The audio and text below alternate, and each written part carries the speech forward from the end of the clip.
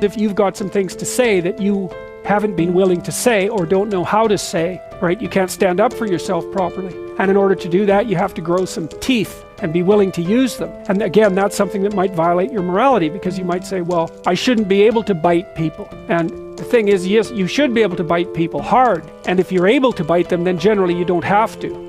But they need to know that you can, especially people who are badly socialized. They'll just keep encroaching on you and encroaching on you and encroaching on you and encroaching on you until you put up a wall. If you run into people who only have boundaries because other people impose them on them and you won't do it, you're going to be the bullied one in the office, for example. You're not going to get a raise. People aren't going to credit you with your own work. Other people are going to take credit for it. And you're going to go home angry because you're doing your best and you're trying to get along with everyone and nothing ever goes your way. Well, it's because you're a pushover and you think that's good because you confuse harmlessness with morality. It's not right. And the other thing I would say is, if you're going to speak about something, you need to know a lot about it. You need to know 3 or 4 times as much as you're going to speak about at minimum. So first of all, you have to do your background research. You have to have multiple stories at hand that you can use to illustrate your point. And you have to have a point.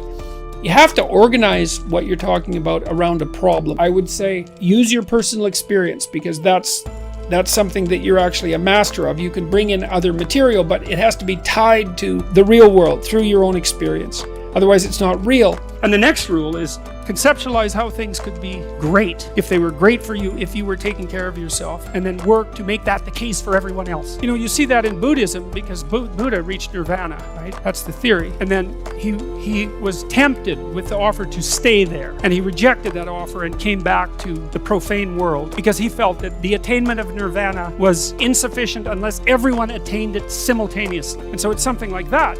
It means take care of your room, take care of your things, like have some respect for yourself. Like if you make a bunch of bad decisions, things get worse. Not just for you, like things get worse. And it isn't obvious that people treat themselves better than they treat other people. I don't think that's obvious at all. But maybe you could start with yourself and think, okay, I'm going to take care of myself as if I have value. What would that look like? And then I'm going to work to extend that courtesy to everyone else. And the other thing I would say is you have to bargain from a position of authority, let's say, not power. But you don't have authority unless you know what you're talking about and unless you can say no. And you can't say no unless you've set yourself up with alternatives. So when you go to your boss and you negotiate for a raise, you need to have the sort of CV that enables you to go find another job. And you have to have your CV prepared. And you have to have looked for another job. And you have to be able to get one. Because then you can go in there and say, I'm not as productive as I could be at my current level of remuneration. It's not reflective of what I'm able to do, and I want this, and this is what will happen. If you give me this, this will be the good things that will happen. And what do you think of that? And the person is going to know, even by the way that you hold yourself while you're having the discussion, whether or not you're someone with options. And you can't fake that. Well, you can, but it's not helpful. Like it just doesn't work for very many iterations. It's not rational. You're preparing yourself for battle. That's what you're doing. And you can't be weak when you prepare yourself for battle. Final rule. Now, in order to speak what you might regard as the truth, you have to let go of the outcome. You have to think, all right, I'm going to say what I think. Stupid as I am, biased as I am, ignorant as I am, I'm going to state what I think as clearly as I can, and I'm going to live with the consequences no matter what they are. Now, the reason you think that's an element of faith. The idea is that nothing brings a better world into being than the stated truth. Now, you might have to pay a price for that, but that's fine. You're going to pay a price for every bloody thing you do and everything you don't do. You don't get to choose to not pay a price. You get to choose which poison you're going to take. That's it. So if you're going to stand up for something, stand up for your truth. It'll shape you, because people will respond and object and tell you why you're a fool and a biased moron and why you're ignorant. And then if you listen to them, you'll be just that much less like that the next time you say something. And if you do that for 5 years, you'll be so damn tough and articulate and able to communicate and withstand pressure that you won't even recognize yourself.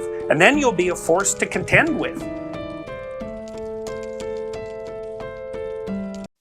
Let's get some motivational gains today in today's discount therapy. Gains. Get your inspirational woihoy at shirtharmony.com. Link in the description below. Check out my new book, Serve, the Rule Book, Step-by-Step Rules for a Fast Execution on a New Mindset. Link in the description below. Thank you guys so much for watching. We'll be back next week. See ya.